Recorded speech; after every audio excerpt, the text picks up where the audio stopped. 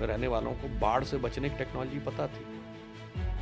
बाकी मैं दर्शकों के विवेक पे छोड़ता हूँ।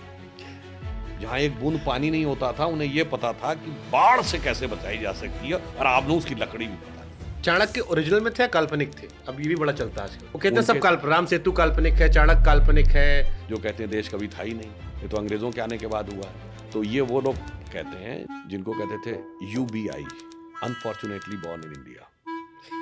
ABCD, अमेरिकन ब्रेन कंफ्यूज देसी।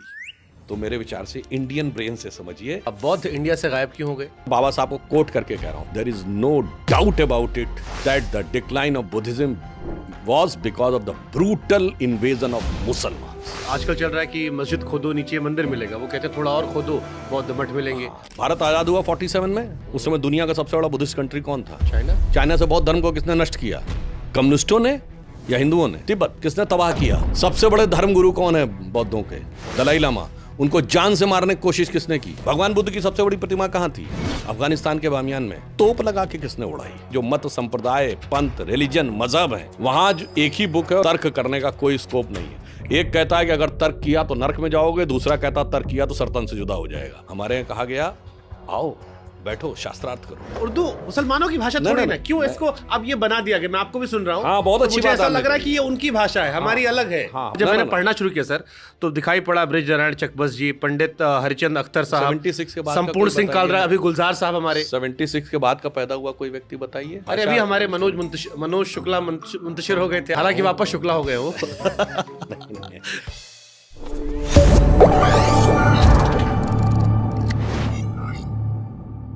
भारत के लोगों से यदि पूछा जाए कि भैया दुनिया में सबसे बुद्धिमान व्यक्ति कौन है, तो जो ज्यादा पढ़ा लिखा होगा वो आइंस्टीन का नाम ले लेगा। उसके बाद जो लोग होंगे वो चाणक्य जी का जिक्र कर लेंगे। किससे किताब पढ़ने वाले शायद बीरबल का जिक्र कर दे। लेकिन मौजूदा दौर में अगर आप पूछेंगे तो एक ही नाम आएगा। वो ऐसा नाम है जिसमें आप अगर कुछ भूल जाते हैं तो गूगल करने की जगह उनको फोन करके पूछ लीजिए, सर इसका जवाब क्या होगा, और वो आपको गूगल से पहले दे देंगे। नाम है सुधांशु त्रिवेदी जी। ये मिस्टर गूगल वाली इमेज आपको पता आपकी बन गई है। हाँ, बहुत से लोग कहते हैं, परंतु हमसे लड़का लोग कहे कि कुछ भूल जाइएगा सर तो सीधे गूगल की जगह सुधांशु जी से पूछ लीजिएगा, उनका रिस्पांस टाइम जल्दी है। हाँ, परंतु मैं मानता हूं कि कोई ये कहे कि मुझे बहुत ज्ञान प्राप्त हो गया है, तो वो भारत में पैदा होकर तो कभी ये नहीं सोच सकता। भारत और हिंदू धर्म में इतना गहरा ज्ञान है कि जो जो आपको ज्ञान प्राप्त होता जाएगा आप विनम्र होते जाएंगे। जैसे रामचरितमानस में तुलसीदास जी ने क्या लिखा है, बरसहि जलद भूमि नियर आए, यथा नवहि बुद्धि विद्या पाए। अर्थात पानी से भरे हुए बादल धीरे धीरे उतने झुकते चले आते हैं भूमि के निकट। यथा नवहि बुद्धि विद्या पाए, जैसे बुद्धि और विद्या जो जो बढ़ती जाती है, व्यक्ति को अपने अंदर की अज्ञानता का अनुभव होता जाता और वो भी उतना विनम्र होता चला जाता है। वैसे ऑन द लाइटर नोट में इसमें एक और बात बोलूं जी। इस चौपाई में शब्द है बरसहि जलद भूमि नियर आए। नियर का अर्थ है नजदीक। ये अंग्रेजी का नियर ओरिजिनली यहां से आया है। आपको ये तो नहीं कह सकता ना कि तुलसीदास अंग्रेजी पढ़े होंगे इसलिए नियर आए आया है। इसीलिए मैं कह रहा हूं बहुत सी ऐसी चीजें हैं। हाँ, जैसे near एग्जाम्पल के लिए बंकर शब्द है। हम्म। अब लोग सोचते हैं बंकर तो अंग्रेजी का शब्द है और यूरोप का शब्द। नहीं साहब, दुर्ग जो बहुत ही मजबूत होता है उसके लिए बंक शब्द संस्कृत में आता है। और देखिए सुंदरकांड में लिखा है कि जब हनुमान जी लंका जला के आते हैं तो क्या कहते हैं, कहु कपि केहि विधि पालित लंका, केहि विधि दह्यो दुर्ग अति बंका। ये इतना जो पालित लंका थी, इतनी सुदृढ़ लंका थी, इतना दुर्ग जो बंक था यानी मजबूत था, उसको कैसे तुमने जला दिया। इसीलिए मैं कहता हूं जो जो आप पढ़ते जाएंगे ज्यों त्यों आपको उस चीज के बारे में ज्ञानता और अपनी अज्ञानता का अनुभव होता चला जाएगा। तो मुझे लगता है भारत का तो नाम ही क्या है, भा अर्थात ज्ञान का प्रकाश, रथ अर्थात उसमें लगा हुआ।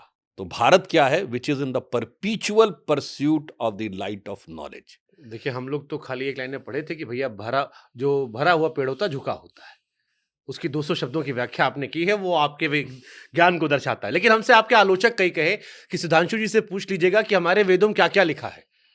क्योंकि दुनिया में जो जो प्रूफ होता है सुधांशु जी कहते हैं हमारे वेदों में लिखा हुआ है। हाँ, तो एक बार सुधांशु जी बता दें कि ये रह गया ताकि बहुत पेटेंट करवा अच्छा दें। प्रश्न किया है। ये कुछ कुछ वैसा ही प्रश्न है जैसे सेकंड क्लास का बच्चा कहे कि भाई वो पीएचडी किताब में क्या क्या लिखा मुझे अभी बता दो। वो इसलिए नहीं बताया जा सकता कि भाई जब आप पढ़ोगे, चौथी में पढ़ोगे, छठी में पहुंचोगे, 8वीं में पहुंचोगे, 10वीं में पहुंचोगे, त्यों तो तुम्हें समझ में आने लगेगा कि पीएचडी की बुक में लिखा क्या था। ठीक बात। यानी लाइब्रेरी थी पूरी। हमारे एक किताब नहीं है, हमारे यहाँ लाइब्रेरी है। और लाइब्रेरी को समझने के लिए ज्ञान का स्तर भी विकसित होना चाहिए। जैसे मैं उदाहरण के लिए, मैं ये पहले भी बोल चुका हूं, हम सब ने क्लास सेकंड थर्ड में जब वो एडिशन सब्सट्रैक्शन देखा होगा तो 4 - 3 = 1। अगर गलती से कोई बच्चा 3 - 4 लिख दे तो टीचर से डांट खा जाता था कि तुम्हें इतना भी नहीं पता है कि 3 में से 4 नहीं घटाया जा सकता। सही बात है। मगर जब आप बीएससी मैथमेटिक्स करते हैं तो 3 - 4 = -1 नेगेटिव इंटीजर्स की एक पूरी मैथमेटिकल सीरीज है। और -1 का जो स्क्वायर रूट है जिसे आई कहते हैं, वो बैलिस्टिक इक्वेशंस का इनसेपरेबल पार्ट है। तो जब डॉक्टर कलाम के लेवल पे पहुंच के जाएंगे तो वो -1 और उसका बैलिस्टिक इक्वेशन में क्या रिलेशन है वो समझ में आएगा। और फिर जब आप निगेटिव में जाएंगे तो एब्सोल्यूट टेम्परेचर क्या होता है, -2 से 173 डिग्री सेंटीग्रेड, जिसको 0 डिग्री केल्विन कहते हैं। तो इसलिए मैं कह रहा हूं वो ये ना पूछे कि वेदों में क्या लिखा है। जो जो वेदों के जो जो ज्ञान का विस्तार होगा तब आपको समझ में आएगा। जो आदि शंकराचार्य जी कह गए, वेदा निखलो धर्मो मूला, यानी संपूर्ण ज्ञान का उद्भव जो है वो वेदों से होता है। तो आप समझ पाते हैं बाद में, ये नहीं है कि उसमें लिखा नहीं था। अब जैसे एग्जाम्पल के लिए मैंने ये, चलिए तो आपको होता है, अब लॉगरिथम, अब लॉग बुक तो किसी ने पढ़ी नहीं,